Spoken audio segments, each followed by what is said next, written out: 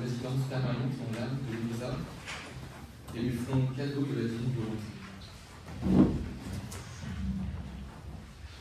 Je veux maintenant vous parler de ce qui arriva quand mon âme revint dans mon corps. Je vous parlerai aussi de celui qui me tint captif dans le charme de ce qui venait de m'arriver. Je sentis en moi les souffrances d'une personne en train de mourir.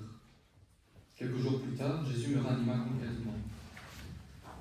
Je me souviens qu'en recevant la Sainte Communion, j'ai perdu la sensation de mon corps et que par mon âme, j'ai perçu être en présence de la Sainte Trinité telle que je l'avais vue au paradis.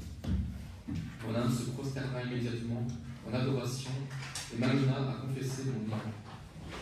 Je me suis senti m'écrouler complètement. Je pouvais à peine dire un mot. La voix d'une des trois personnes me dit « Prends courage, ne sois pas effrayé. Nous sommes prêts à t'accepter comme nôtre et à prendre une possession totale de ton âme. » Pendant que j'entendais cette voix, j'ai vu la Sainte Trinité entrer en moi et prendre possession de mon cœur en disant « Dans ton cœur, nous ferons notre demeure permanente. » Je ne peux pas décrire le changement qui s'établit en moi. Je me suis senti comme si j'avais été évincé de moi-même, c'est-à-dire comme si je ne vivais plus en moi-même. Très assurément, les personnes divines vivaient en moi et moi en elles. Il semblait que mon corps était devenu leur demeure, la demeure du Dieu vivant. Je ressentais la présence royale des trois personnes divines qui, sensiblement, agissaient à l'intérieur de moi. Je pouvais entendre leur voix clairement, mais comme résonnant au-delà de moi. Tout se passait comme s'il y avait des personnes dans une pièce voisine et que, soit à cause de la proximité, soit à cause de l'intensité des voix, je pouvais entendre clairement tout ce qu'elles se disaient entre elles. Et ce qui est décrit ici dans le texte, on le vit aussi quand on vit dans le divine volonté. À partir du moment où vous dites, tu dis, je donne ma volonté au Seigneur, rien ne change tellement ta divine volonté. Quand Dieu vient dans le cœur, c'est la divine volonté, donc c'est la Sainte Trinité qui est là. Donc c'est les trois personnes qui sont en nous.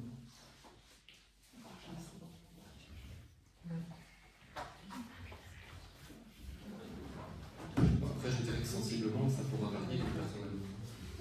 Pas forcément entendre les voix comme elle, ça dépend. Enfin, moi personnellement, quand j'ai entendu beaucoup de témoignages de personnes qui vivent dans la divine volonté, elles ont quand même des inspirations vraiment de savoir même les personnes distinctes, quoi. Ici, c'est parce qu'en Europe, on commence à découvrir la divine volonté, mais si on regarde aux États-Unis, au Canada, ça fait déjà 30-40 ans qu'eux font la divine volonté. Moi, j'ai discuté avec des personnes là-bas et qui m'ont dit que vraiment toute leur vie a été bouleversée parce que, vu le nombre d'années qu'elles sont là, elles ont vraiment eu ces distinctions de voix, de savoir si elles étaient inspirées par Dieu le Père ou par le Fils ou l'Esprit Saint. Voilà. Maintenant, comment ça se fait? Je ne sais pas, parce que tout ça reste un mystère de Dieu. Comment est-ce que Dieu se révèle à chacun d'entre nous? Ça, voilà. Mais il est de constater que vraiment, les personnes vivant dans la divine volonté déjà depuis un certain nombre d'années parviennent à avoir cette distinction aussi.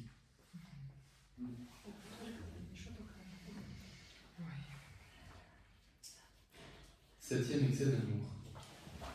Jésus ajouta, mon enfant, ne me laisse pas dans une telle solitude et une telle obscurité. Ne quitte pas le sein de ma mère et arrête-toi au septième excès de mon amour. Écoute bien, j'étais parfaitement heureux dans le sein de mon Père. Il n'y avait aucun bien que je ne possédais, joie, félicité, etc. Les anges m'offraient le culte de la plus grande adoration et étaient attentifs à chacun de mes désirs. Mais l'excès de mon amour pour le genre humain me fit changer de condition.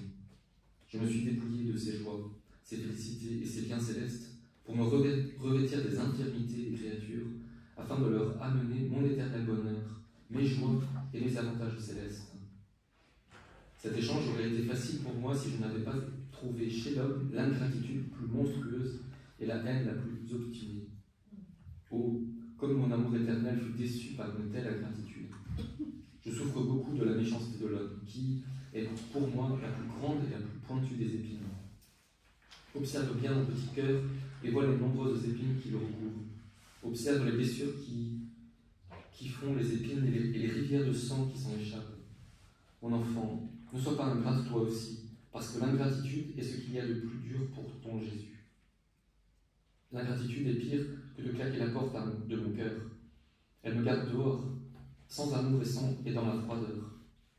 Malgré la perversité du cœur de l'homme, mon amour jamais ne cesse. Et il assume une attitude plus élevée, m'amenant à supplier et à languir après lui. Et ceci, mon enfant, est le 8e excès de mon amour.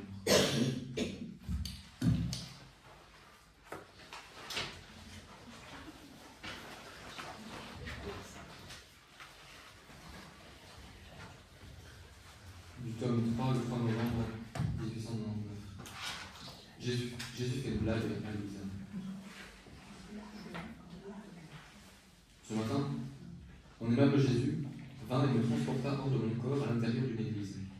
Puis il me laissa là, seul.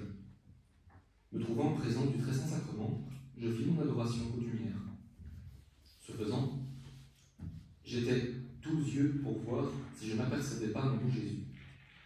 Justement, je l'ai vu sur l'autel, sous la forme d'un enfant, qui m'appelait de ses gracieuses petites mains. Qui aurait pu décrire mon comportement?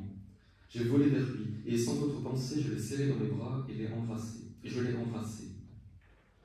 Mais pendant ces simples gestes, il prit un aspect sérieux. Il me montra qu'il n'appréciait pas mes baisers et commença à me repousser.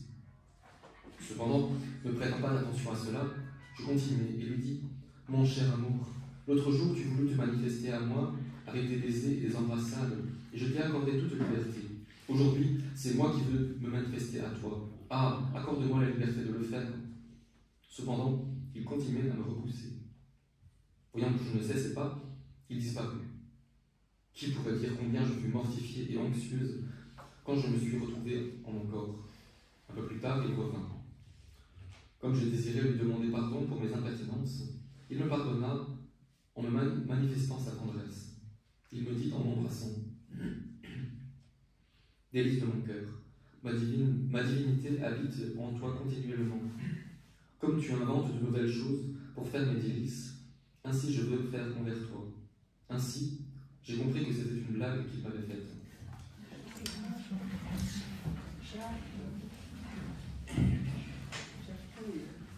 Tome 4, le 16 septembre 1900.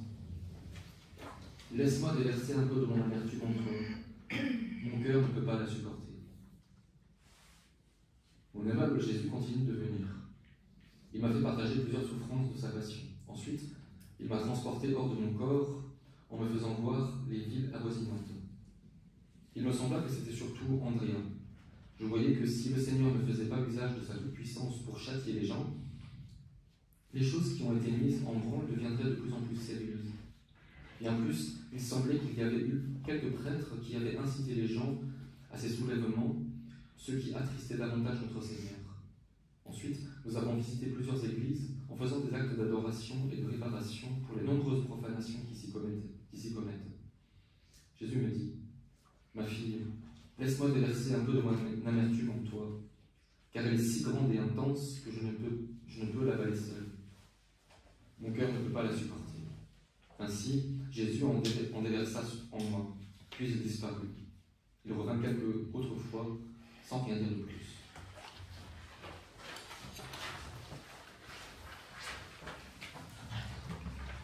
Du tome 6, le 17 décembre 1903.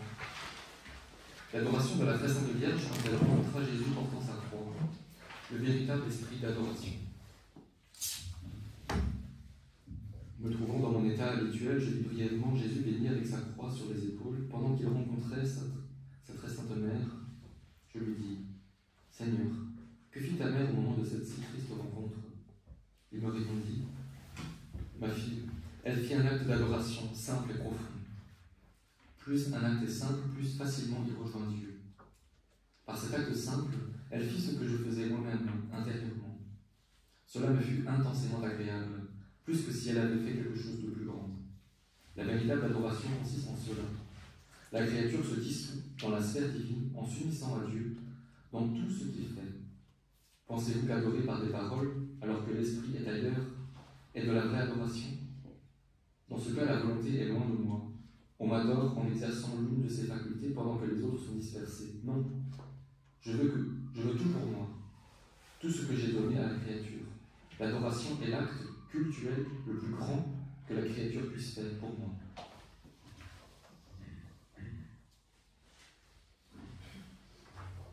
C'est ça hein, que Jésus veut nous faire comprendre dans le livre du ciel. Si nous faisons une adoration de par nous-mêmes, nous sommes dispersés en fait. Parce qu'on peut se trouver même en faisant une adoration eucharistique devant le Saint-Sacrement et être complètement distrait. Et ne pas être en vérité en adoration devant Dieu. L'adoration aussi, c'est quoi? La première chose, c'est rendre grâce à Dieu pour tout ce qu'il fait. Et tout ce que nous faisons est imparfait, puisque si nous ne le faisons pas dans la divine volonté, c'est fait sans amour en fait. Et c'est ça qu'il faut comprendre. D'où l'importance de toujours inviter Jésus à faire les choses en nous. Parce qu'à partir du moment où vous avez donné votre volonté et que vous avez demandé la divine volonté, là votre adoration deviendra parfaite. Pourquoi? Parce que comme il est dit dans le texte, vous serez les créatures dissoutes dans la sphère divine. Parce que c'est le Seigneur qui nous y amènera. De nous-mêmes, nous ne savons pas le faire, mais comme nous vivons dans la divine volonté, le Seigneur nous entraîne dans le divin vouloir. Et nous agissons avec Jésus. Et encore une fois, c'est Jésus qui nous conduit, parce que de nous-mêmes, nous ne saurons pas le faire. Richard, est-ce que c'est possible quand, par exemple, à l'adoration, 1 heure d'adoration, ça passe comme 5 minutes? Bien sûr, à partir du moment où tu le fais dans la divine volonté, c'est ce qui va se passer. Là, il y a des moments où 1 heure, ça passe comme un éclair et que c'est fini déjà. C'est normal puisque tu es dans le temps de Dieu. Et le temps de Dieu est un temps présent éternellement. Donc tu ne te rends pas compte. Moi souvent, d'ailleurs déjà tu as fait l'expérience aussi, en venant chez moi, quand on partage dans la divine volonté, on peut passer parfois une nuit complète et dire « Waouh, la nuit elle est passée et on s'est rendu compte de rien ». Ben oui, parce qu'on a parlé de Dieu dans le temps de Dieu, et voilà. Et une fois que tu rentres dans le temps de Dieu, tu ne te rends pas compte du temps ici, quoi. Parce que tu es en présence réelle de Dieu, dans le temps de Dieu. Voilà, donc tu peux faire une adoration et dire oui, c'est passé. Moi un jour j'ai eu cette grâce aussi qui était extraordinaire. Et c'était un prêtre qui célébrait la messe, et d'ailleurs le Père Grégory le connaît très bien, c'est le Père Zorkin. Je suis allé à sa messe parce qu'il faisait une messe, il était à la paroisse à Marseille. Et on m'a dit, tiens, va à la messe écouter ce prêtre. Et je dis, oui, bon, voilà, j'y vais. Et puis, la messe se passe, et puis je dis, ce prêtre-là, c'est quoi pour un prêtre? Il a expédié la messe en 2 temps 3 secondes. Je dis, c'est pas normal, quoi. Et puis je regarde ma montre, et la messe, elle avait duré 3 heures. 3 heures de messe. Et je dis, comment ça se fait qu'il a expédié la messe en 3 minutes? Tu vois, je ne me suis même pas rendu compte tellement que cette messe, il a fait vivre, je ne sais même pas comment. Voilà. Et à cette époque-là, je ne connaissais même pas la divine volonté, ni quoi que ce soit. Hein. Et puis, je dis, c'est quand même bizarre, hein, un prêtre qui expédie la messe comme ça. C'est exceptionnel, c'est 3 heures. Ouais, 3 heures à Marseille. Je n'oublierai jamais de ma vie. Hein. C'était une fête ou... Oui, c'était une journée assez particulière. Je ne me demande plus ce que c'était, parce que je dis, ça remonte déjà à loin. D'ailleurs, le Père Zorkin n'était même pas encore connu ici en Belgique, ni quoi que ce soit. Quoi. Parce que c'était un ami en France qui m'a dit, Richard, c'était à l'occasion d'aller du côté de Marseille. Va écouter le Père Zorkin, et c'est ce que j'ai fait. Et puis je dis, il expédie la messe aussi. Quoi. Et en réalité, 3 heures. Donc tu vois que quand tu rentres dans le temps de Dieu, mais il avait une façon de prêcher que tu étais là et t'écoutais, et tu vivais cette messe. Quoi.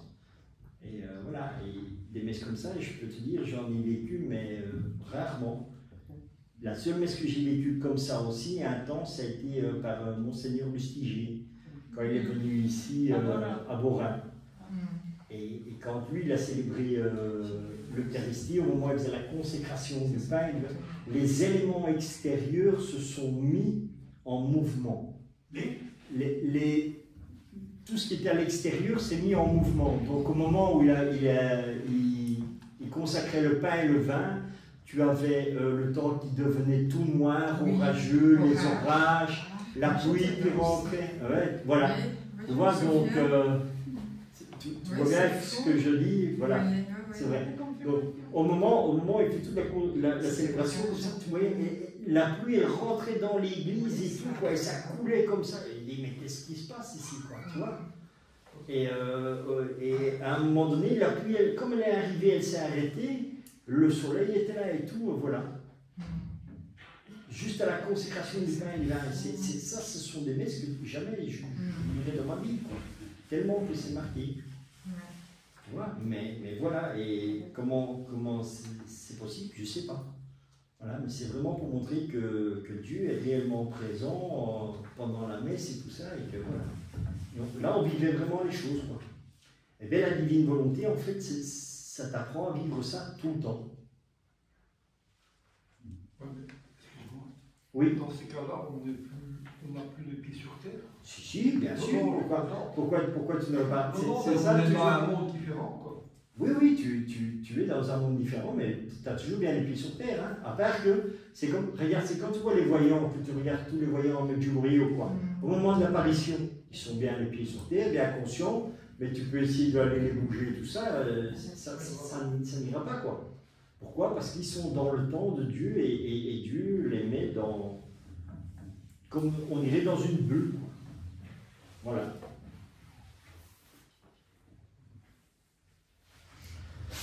C'est comme le 6 juin 1904.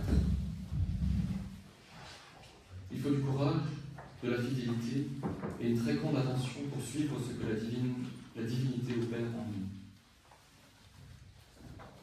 Me trouvant dans mon état habituel, mon Jésus se fit voir brièvement dans mon intérieur, d'abord seul et ensuite accompagné de 2 autres personnes divines, tous 3 dans un profond silence. En leur présence, je continuais mon travail intérieur habituel. Et il semblait que le Fils s'unissait à moi, alors que pour ma part, je ne faisais que le suivre. Tout n'était que silence, et dans ce silence, je ne faisais rien d'autre que de m'identifier avec Dieu. Tout mon intérieur, mes affections, mes battements de cœur, mes désirs et mes respirations devenaient de profonds actes d'adoration à la majesté suprême. Après avoir passé quelque temps dans cet état, il me sembla que les 3 personnes divines parlaient, mais d'une seule voix. Elles disaient « Notre fille bien-aimée, il te faut du courage, de la fidélité et une très grande attention pour suivre ce que la divinité opère en toi. Car tout ce que tu fais, ce n'est pas toi qui le fais. Tu ne fais rien d'autre que de donner ton âme comme résidence à la divinité. Il t'arrive comme à une pauvre femme qui n'a pour habitation qu'une masure que le roi lui demande pour y habiter, et que la femme accorde au roi en faisant tout ce qu'il veut.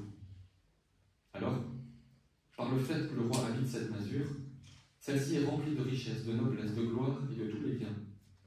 Mais à qui tout cela appartient-il? Au roi. Et si le roi quitte cette masure, que reste-t-il à la pauvre femme? Il ne lui reste que sa pauvreté.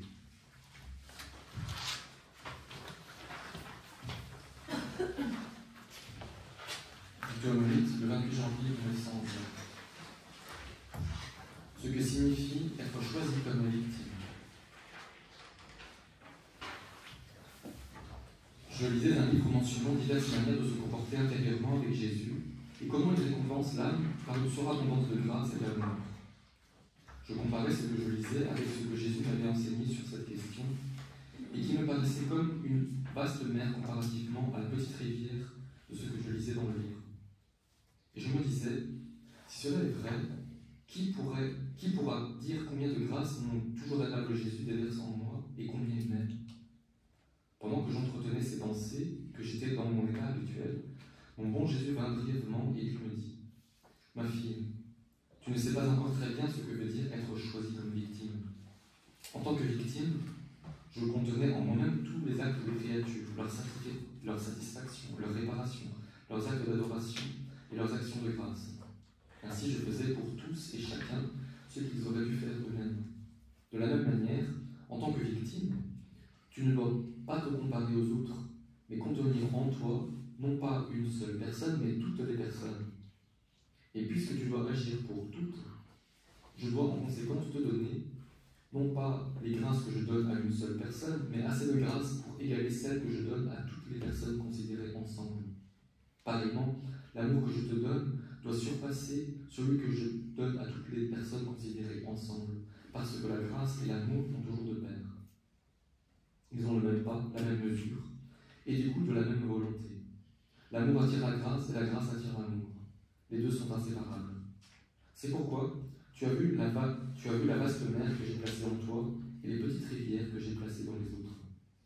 Je me suis sentie toute confuse en comparant toutes les grâces que j'ai reçues à ma si grande ingratitude et méchanceté.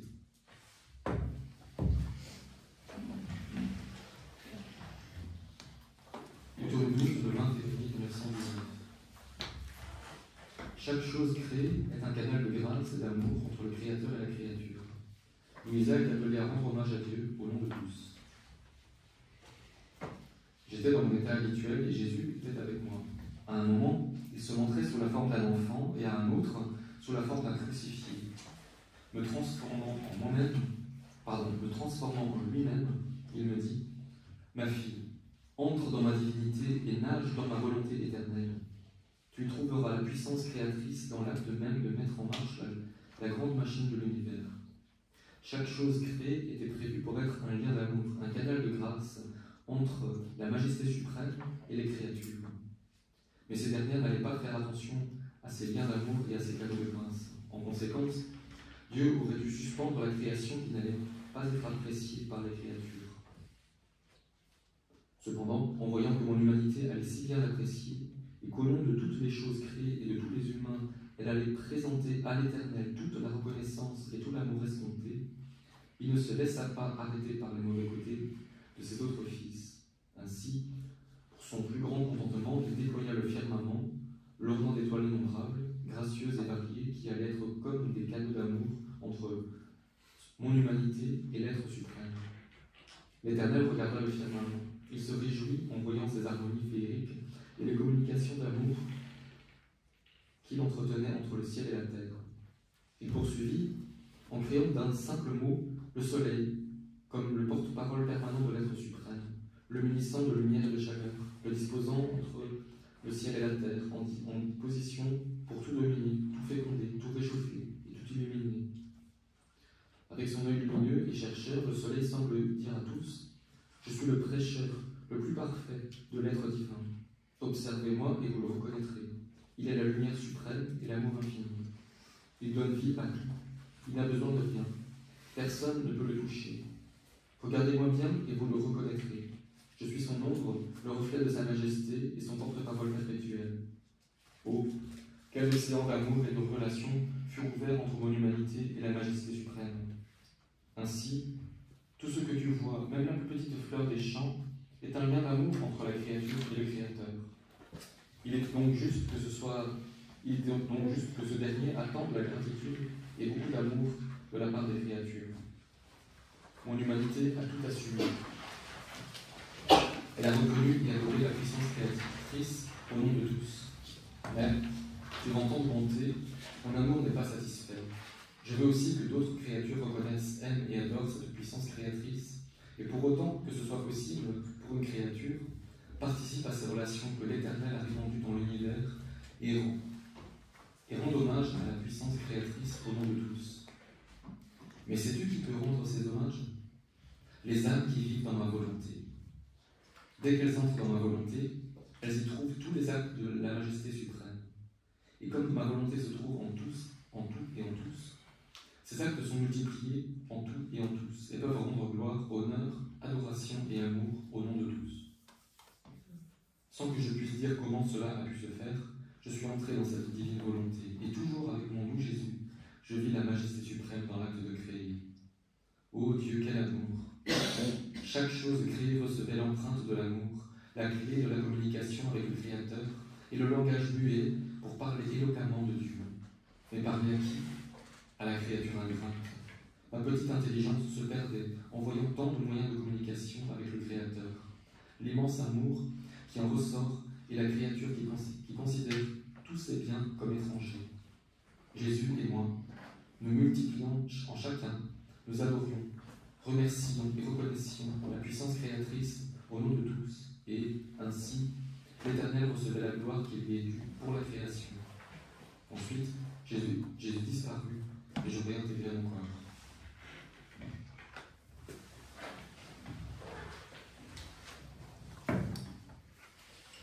Ça, c'est l'une des choses que l'on fait beaucoup dans la divine volonté, c'est toujours de prier aussi au nom de tous et pour tous. Et de poser aussi des actes et des réparations. Donc, le tout est toujours fait au nom de tous et pour tous. Donc, ne vous inquiétez pas quand vous avez des personnes dans votre famille qui ne sont pas croyants, qui ne prient pas ni quoi que ce soit. C'est pas grave, puisque vous, dans la divine volonté, vous priez pour eux. Ça, ce sont les grâces qui sont données aussi, quoi, au nom de tous et pour tous. Parce qu'il y a beaucoup de gens qui disent, oui, mais dans ma famille, celui-là n'est pas croyant, celui-là ne veut pas faire ci, il risque ci, il risque... Non, il risque rien. Si vous êtes dans la divine volonté, il est couvert. Il ne le sait pas, mais c'est pas grave. L'important, c'est que vous le sachiez. Donc, et ne vous inquiétez pas de ce qui leur arrive, parce que tout est dans les mains de Dieu. Je vais poser une question. On va réfléchir. Bien sûr, Jean. Ça me fait penser à quelque chose. Certains prétendent qu'au moment de la mort, l'instant qui suit, même ceux qui n'ont pas pratiqué ont une grâce particulière pour dire oui ou non. Bien sûr. Est-ce que dans ce cas-là, donc, nous qui prions pour des gens qui ne sont pas croyants, ça permet justement d'accentuer cet état? Exactement. C'est ça? C'est exactement ça que ça fait. Tu vois? Mais toute créature, donc même maintenant, à partir du moment, même on va dire que tu ne connais pas la divine volonté ni quoi que ce soit, n'importe quelle créature, au moment de mourir, Dieu vient auprès d'elle. Même qu'elle n'a rien fait de toute sa vie, qu'elle n'a jamais été à la messe, qu'elle n'a jamais fait ci ou ça, Dieu viendra toujours. D'office. Mais, comme on dit, quand nous avons la grâce de pouvoir prier dans la divine volonté, à ce moment-là, eux en reçoivent le bénéfice. Plus que en temps non. Oui, si, bien sûr, puisque toi, tu augmentes la prière, en fait. Mais sans qu'eux le sachent, hein, ni quoi que ce soit. Et toi, tu ne le sauras pas non plus. Tu vois? Parce que c'est ça qui te maintiendra toujours dans l'humilité. Tu ne sauras pas avoir la grosse tête. Par contre, le jour où tu es au ciel, là, tu verras les fruits que la prière a portés. Et c'est pour ça que je dis toujours que c'est très important, prier dans la divine volonté. Mais prier vraiment dans la divine volonté. Donc, comme Jésus et la Vierge Marie nous apprennent à prier dans la divine volonté. Et ça, il y a des textes dans le livre du ciel, dans le tome 11, où Jésus te dit comment prier dans la divine volonté. À partir du moment où tu pries comme Jésus dans la divine volonté, ne t'inquiète pas, tu pries au nom de tous et pour tous, et tout le monde en bénéficie. Et aussi, je voulais ajouter que c'est un passage clé aussi pour faire la ronde de la création. Oui. S'il y a quelqu'un qui a des difficultés à faire la ronde de la création, ici, lui, ça fait la ronde avec Jésus. Et donc, en reprenant ce passage-là, on peut faire une ronde. En fait, il y a beaucoup de textes hein, dans les livres du ciel où tu peux partir du texte et faire une ronde avec le texte. Hein. Et c'est ça, prier dans la divine volonté, en fait, tu vois. Et c'est ça qui a un plus grand impact que ce que toi, tu peux faire comme prière, parce que c'est vraiment la prière que Jésus veut. Parce qu'il dit, prie, mais prie comme moi. Et pas comme nous. Richard, une question, s'il vous plaît. Une. Pourquoi c'est si difficile, si lourd, si presque avoir une aversion pour lire les livres du ciel? Ça c'est l'attaque de Satan. Hein. C'est Satan qui ne veut absolument pas que tu découvres la divine volonté, qui ne veut pas que tu connaisses ce que Dieu veut. La divine volonté, c'est quoi? C'est le cadeau des cadeaux que Dieu te fait parce qu'il t'explique qui il est et il explique qui toi tu es. Et il explique ce que tu es à ses yeux. Et tout ça, Satan ne veut surtout pas. Et c'est pour ça que les gens ont si difficile à entrer dans les livres du ciel et à persévérer dans les livres du ciel. Donc c'est le boulot. Voilà. C'est lui qui agit sur le côté et qui fait en sorte que ça n'avance pas. Okay. Voilà. Et c'est pour ça aussi que Jésus nous invite encore une fois à quoi? Dans le livre du ciel, il nous invite à méditer tout le temps la passion. Il dit médite ma passion 1 heure par jour. Pourquoi? Parce que tu vas rentrer dans le... Comment est-ce qu'on pourrait dire? C'est pas la chose principale, mais c'est par là que nous sommes sauvés. Qu'est-ce qui sauve l'être humain? C'est la passion de Jésus. Nous sommes sauvés par ses mérites. Par les mérites de ses blessures. Tu vois? Et quand les catholiques ne méditent pas la passion du Christ, tu peux ne pas méditer. Dieu n'oblige jamais quelqu'un à le faire. Il te donne un conseil. Maintenant, après, tu ne le fais pas, c'est toi qui auras les ennuis, c'est pas lui. C'est de la même manière que les commandements. Dieu t'a donné 10 commandements. Si tu les respectes, tu n'auras pas trop de soucis. Si tu ne les respectes pas, après, il ne faut pas venir pleurer les conséquences. Voilà. Mais ça, c'est toujours le choix. Et c'est ça, comme on dit, le libre arbitre. C'est ça que Dieu nous a donné. Il a dit, vous avez votre volonté humaine, faites ce que vous voulez avec moi. Mais si tu es un peu sensé, que tu réfléchis un petit peu, que tu as expérimenté un petit peu la divine volonté, tu as compris que il vaut mieux vivre dans la divine volonté que dans la tienne, quoi. Parce que dans la divine volonté, tu vas être sauvé, tandis que si tu vis dans ta volonté, il y a beaucoup de chances que tu ne termines pas l'endroit où tu devrais être. Mais comment inciter, voilà, même mon entourage pour les heures de la passion? Ils ont tout, ils ont livre et tout, et depuis un an, voilà, ça ne va pas. Ça fait rien, tu dois rien. Il faut le faire. C'est toi, tu leur dis rien, mais tu les confies tous les jours dans la divine volonté. Et toi, comme toi, tu fais les heures de la passion. Encore une fois, c'est comme il est dit, tu le fais au nom de tous et pour tous. Donc, tu le fais pour eux. Donc tu vois qu'en fait, c'est jamais un problème. Et même si toi tu le fais pas, c'est pas grave parce que quelqu'un qui vit dans la divine volonté le fait. Et donc tu es compris dedans. Donc même toutes les personnes qui ne sont pas croyantes, tous ceux qui sont athées, tous ceux qui sont dans des trucs un peu bizarres et tout ça, ils bénéficient tous de ta prière que toi tu fais, encore une fois, à condition que tu l'as fait dans la divine volonté. Si tu ne le fais pas dans la divine volonté, c'est sûr que les gens vont en bénéficier. Mais si tu vis dans la divine volonté et tu fais ce que Jésus demande de faire, il n'y a aucun souci. Ils sont dedans et ils en auront les bénéfices, de toute façon. Donc c'est pour ça qu'il ne faut jamais s'inquiéter, même que ta famille ne vit, même qu'ils ne sont pas croyants, par exemple. Avant, on s'inquiétait parce qu'on n'avait pas de solution, mais Jésus te dit ici dans la divine volonté, toi tu pries au nom de tous et pour tous, allons dans le passé, dans le présent et dans le futur. Donc, il n'y a pas de souci. À un moment donné, Dieu ferait qu'il y ait un équilibre quelque part. Quoi. Oui, je trouve. Parce que de toute façon, Dieu, il y a une chose que moi je peux dire, en discutant avec Jésus, quand j'étais de l'autre côté, il m'a dit, il n'y a aucune créature sur la terre qui ne pourra pas dire que Jésus n'est pas venu auprès de lui. Il dit parce que je vais auprès de chacun d'entre vous. Et je viens souvent dans votre vie. Après, que vous le compreniez ou pas, ça c'est autre chose. Mais il n'y a aucune créature qui peut se présenter devant Dieu en disant « Tu n'es jamais venu m'aider. Tu n'es jamais venu ci ou ça. » Parce qu'il dit « Tout au long de ta vie, je viens souvent auprès de toi. »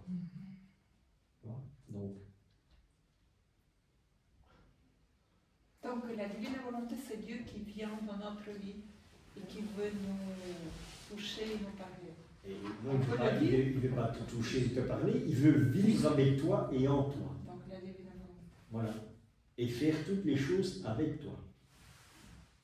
Et quand les gens refusent, donc ils ne veulent pas ni de Dieu, ni de quoi que ce soit qui est Dieu. Mais ça, c'est leur droit. Hein.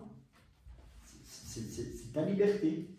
Dieu nous a créés avec la liberté de choisir où tu veux Dieu ou tu ne veux pas.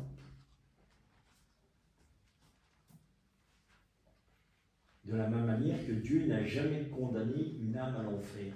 Ça, c'est quelque chose de très important que les gens doivent savoir. Dieu ne condamne jamais personne. C'est toi-même qui vas te condamner à l'enfer. Pourquoi? Parce que tu vas voir le fruit de ce que tu as semé. Et si tu sèmes que de la haine et tout, de la rancœur et tout ça, tu es complètement aveuglé, et voilà. Et même à ce moment-là, Dieu vient encore te demander à la fin de ta vie, est-ce que tu veux me suivre ou pas? Tu as encore le choix. Mais vu de la vie en général que tu as de mauvais penchants et tout ça, tu risques de dire non, je ne veux pas te suivre et au revoir et merci.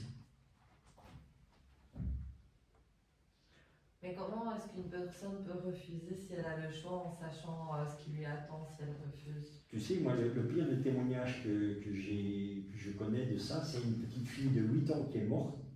Et quand Dieu est venu pour l'accueillir et tout ça, elle dit je te déteste, je ne veux pas, je veux en enfer. Et elle y est allée. Comment c'est possible? Je ne sais pas. Honnêtement, je ne peux pas comprendre. Moi j'ai fait l'expérience, tu peux voir avec les vidéos que j'ai fait des témoignages de ma vie, j'étais un grand voyou, un grand drogué, tout ce que tu veux. Quand Jésus est venu me chercher, ça a bouleversé ma vie, quoi. Et j'ai été transformé en quelque chose d'incroyable.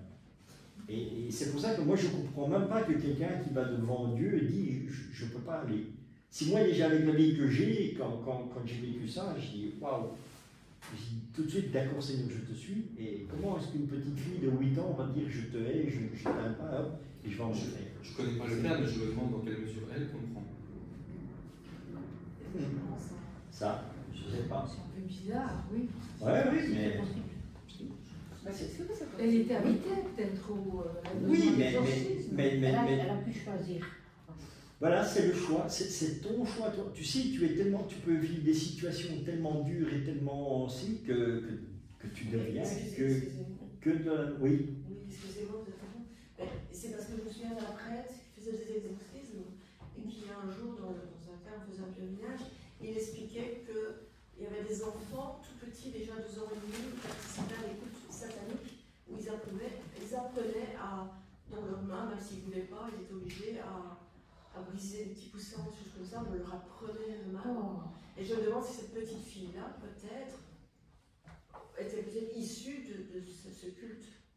Je ne sais pas, parce que c'est vrai que c'est étonnant. Oui. Un enfant de 8 ans. Mais il y a plein de cas comme ça. Tu sais, bon, ici en Belgique, spiritualité, on ne vole pas très haut. On n'est pas tellement instruit non plus, malheureusement. Moi, par exemple, je connais beaucoup sur l'Italie, parce que j'ai quand même été souvent en Italie, et tout ça, là, ils ont une vie spirituelle quand même différente, mais ils t'expliquent aussi là-bas qu'est-ce qui se passe, que déjà dans les hôpitaux, quand les enfants naissent, il y a des endroits où ils les vouent directement à Satan. Oui, c'est ça. Oui, oui. Dans l'hôpital même. Ça doit exister par ici aussi. Hein. Et donc, voilà, donc ici aussi, ça doit exister aussi, quoi. Donc, c'est vrai que ce sont toutes des choses qui font...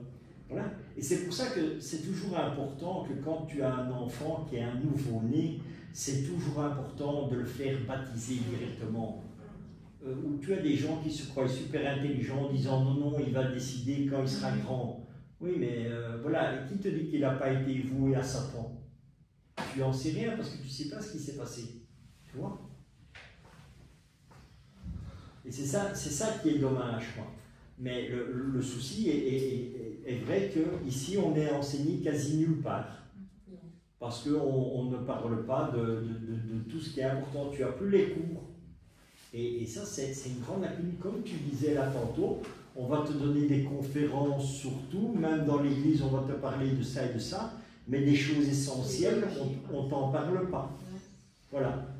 Malheureusement, on n'a plus des enseignements sur la confession. On n'a plus des enseignements...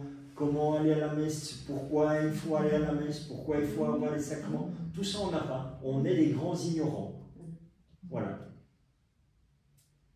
Et quelqu'un qui est ignorant, qui se présente devant Dieu à la mort, le Seigneur en tient compte. Mais bien sûr, ça d'office. Oui. Dieu tient toujours compte de la situation. Et c'est pour ça que je te dis, Dieu ne te jugera pas. Dieu va mettre juste ton âme en lumière. Après, quand ton âme est mise en lumière, c'est toi qui vas avoir une compréhension. Voilà, laquelle, je ne sais pas, c'est chacun selon l'ouverture du cœur. Moi, j'ai dit au Seigneur, pourquoi est-ce que tu viens me chercher alors que moi, je ne cherchais même pas Dieu. Et il dit, mais oui. Il dit, parce qu'au fond de ton cœur, tu me cherchais. Et comment je le sais, moi? Je ne le savais pas. Parce que j'étais tellement dans l'obscurité. Mais Jésus, il sait ce que tu as dans le cœur. C'est pour ça, tu peux avoir une apparence extérieure en disant, voilà, c'est comme ça, mais Jésus, lui, ça lui est égal ce qu'il y a à l'extérieur. Lui, regarde ce que tu as dans ton cœur. Et c'est parce que il voyait dans mon cœur que je voulais le rencontrer. Et c'est ça aussi que je l'ai accepté quand je l'ai vu. Parce qu'au fond de moi, je cherchais. Oui, tu cherchais la vérité, en fait. Voilà. Oui. Et Dieu se révèle toujours. Parce qu'il est dit, cherchez, vous trouverez. Et si dans le désir que... Moi, tu sais, c'est pour ça que je dis, j'ai mal tourné quand je suis devenu adolescent, vers l'âge de 12 ans, quand j'ai commencé à vivre dans... Mais quand j'étais petit, moi, mon cours préféré quand j'allais à l'école, c'était le cours de religion. J'étais toujours comme dans une extase. Donc, quelque part, cette graine était en moi et elle a grandi petit à petit. Elle était étouffée, mais elle était là. Et tu sais, tu peux prendre la parabole du semeur. Hein. J'ai semé, c'est tombé là, et voilà. Et c'est ça. Frapper en vous. Et c'est pour ça que je dis, la vie de n'importe quelle créature, elle est écrite dans la Sainte Écriture. Ta vie, elle est marquée dans la Sainte Écriture. Parce que Jésus parle et tout ce qu'il parle est vivant. Et nous vivons de Dieu. Nous venons de Dieu. Donc c'est normal que tout ce que tu vas trouver dans la Sainte Écriture, ça vit en toi. Puisque c'est de Dieu et toi tu viens de Dieu.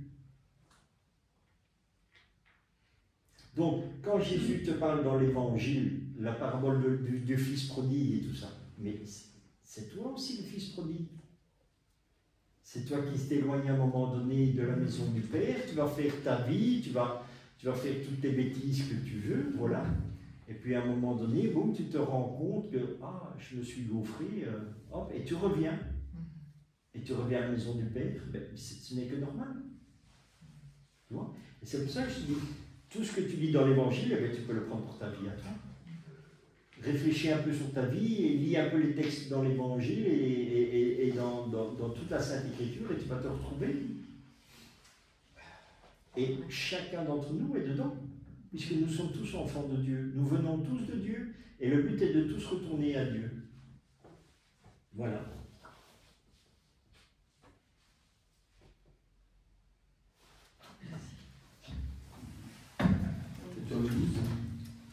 Le Dieu a donné son enfant.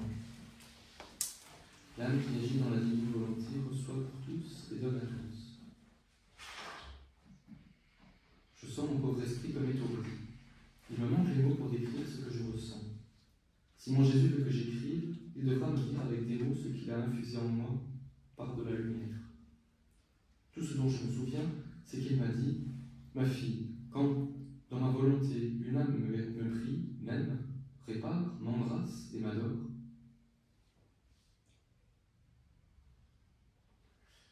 je sens que toutes les créatures me prient. » Je pense que c'était une virgule à la place du point. Je sens que toutes les créatures me prient, m'aiment, réparent, m'embrassent et m'adorent. En fait, vu que ma volonté porte en elle chaque chose et chaque personne, l'âme qui agit dans ma volonté me donne des baisers, l'adoration et l'amour de tous. Et en voyant toutes les créatures en elle, je lui donne assez de baisers, d'amour et d'adoration pour tous. L'âme qui vit dans ma volonté n'est pas contente si elle ne me voit pas pleinement aimée par tous, si elle ne me voit pas embrassée, adorée et priée par tous. Dans ma volonté, les choses ne peuvent pas être faites à moitié, mais entièrement. Je ne peux pas donner des petites choses à l'âme qui agit dans ma volonté, mais plutôt des choses immenses, aptes à suffire pour tous. Avec l'âme qui agit dans ma volonté, je fais comme un responsable qui voudrait qu'un travail soit fait par 10 personnes, alors que seulement l'une d'elles s'offre pour faire le travail, toutes les autres refusant. N'est-il pas juste que tout ce que le responsable voulait donner aux 10 soit donné à la seule personne qui a fait le travail? Sinon, où serait la différence entre une personne qui agit dans ma volonté et une autre qui agit dans sa propre volonté?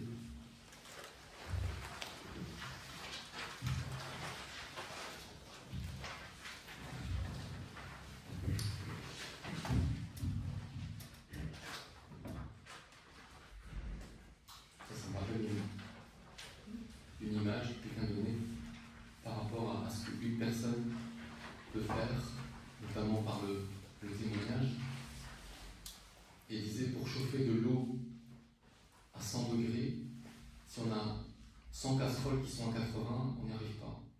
Par contre, si on en a une qui est à 120, ça suffit.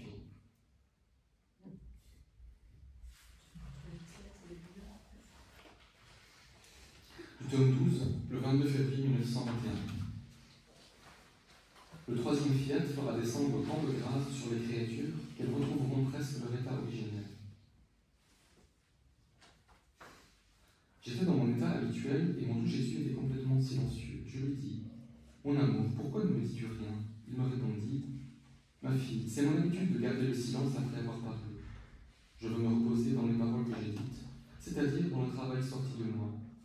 J'ai fait ainsi concernant la création. Après avoir dit fiat lux, que la lumière soit, et que la lumière se fût manifestée, et avoir dit fiat à toutes les autres choses, et qu'elles trouvèrent l'existence, j'ai voulu me reposer. Ma lumière éternelle se reposa dans la lumière venue dans le temps. Mon amour se reposa dans l'amour dont j'avais investi la création. Ma beauté se reposa dans l'univers que j'avais modelé suivant ma propre beauté. Ma sagesse et ma puissance se reposèrent dans l'œuvre que j'avais ordonnée avec tant de sagesse et de puissance, qu'en la regardant, je me suis dit, comme elle est belle, cette œuvre sortie de moi. Je veux me reposer en elle. Je fais de même avec les âmes. Après leur avoir parlé, je me repose et jouis des effets de mes paroles. Ensuite, il dit, disons, fiat ensemble. Par suite de ce fiat, le ciel et la terre furent remplis d'adoration à la majesté suprême. Il répéta encore fiat, et cette fois, le sang et les plaies de Jésus se multiplièrent à l'infini. Une troisième fois, il dit fiat, et ce fiat se multiplia dans toutes les volontés des créatures pour les sanctifier. Après, il me dit, ma fille, ces trois fiat sont ceux de la création, de la rédemption et de la sanctification. Puis il ajouta, en créant l'homme, je l'ai doté de trois puissances, son intelligence, sa mémoire et sa volonté. Par mes trois fiat, je l'assiste dans sa montée vers son Dieu. Par mon fiat créateur, l'intellect de l'homme est ravi en voyant toutes les choses que j'ai créées pour lui et qui lui manifestent mon amour. Par le fiat de la rédemption, sa mémoire est touchée par les excès de mon amour manifestés à travers tant de souffrances pour le délivrer de son état de péché. Par mon troisième fiat, mon amour pour l'homme veut se manifester encore davantage. Je veux assaillir sa volonté en plaçant ma propre volonté comme soutien de la sienne. Et puisque ma volonté le supportera en toutes choses, il sera presque incapable de s'en échapper. Les générations ne prendront pas fin avant que ma volonté n'ait régné sur toute la terre. Les trois fiat s'instrumenteront et accompliront la sanctification de l'homme. Le troisième fiat donnera à l'homme tant de grâce qu'il reviendra jusqu'à son état originel. Seulement alors, quand je verrai l'homme tel qu'il est sorti de moi, mon travail sera complété et je prendrai mon repos perpétuel. C'est par la vie dans la volonté que l'homme sera, c'est par la vie dans ma volonté que l'homme sera restauré dans son état originel. Sois attentive et aide-moi à compléter la sanctification de la créature. En entendant ces choses, je lui ai dit, Jésus mon amour, je suis incapable de faire comme toi et comme tu me l'as enseigné. J'ai presque peur de recevoir tes reproches si je ne fais pas bien ce que tu attends de moi. Toute bonté, Jésus me répondit, je sais très bien que tu n'es pas capable de faire parfaitement ce que je te demande, mais ce que tu ne peux pas atteindre, je le ferai à ta place. Cependant, il est nécessaire que je te séduise et que tu comprennes bien ce que tu as à faire. Même si tu ne peux pas tout faire, tu feras ce que tu peux.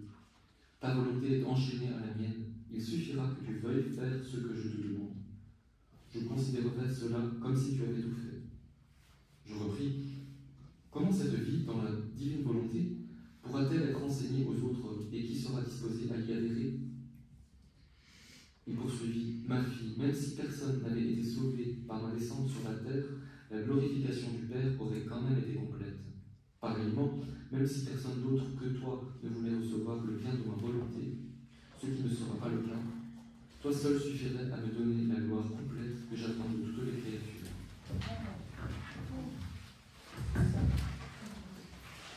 Encore une fois, pourquoi? Parce que c'est Dieu qui agit et que tout ce que Dieu fait est parfait. Tout simplement. Et donc, il est bien dit, le troisième fiat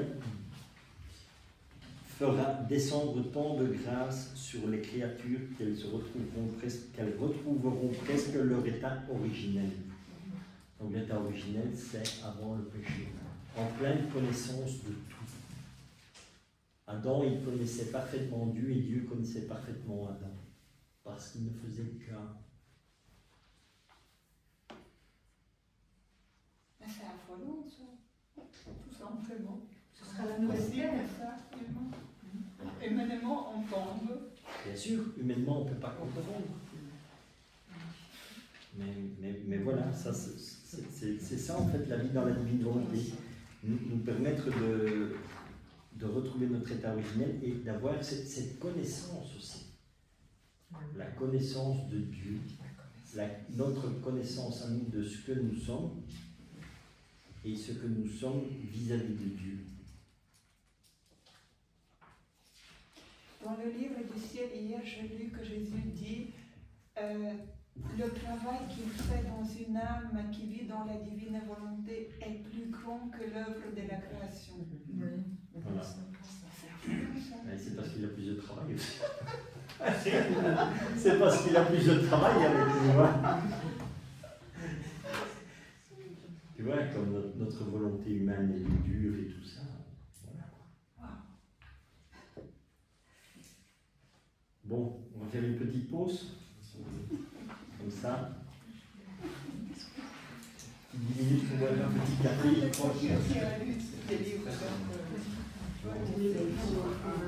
Oui. C'est plus. C'est pas c'est une chose.